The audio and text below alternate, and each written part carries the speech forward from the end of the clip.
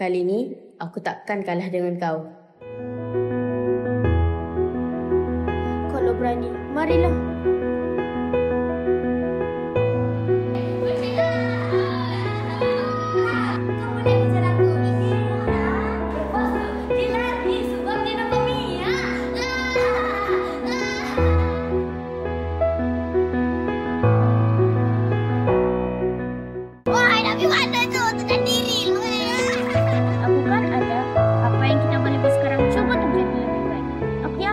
Nanti kau pasti ramai kawan.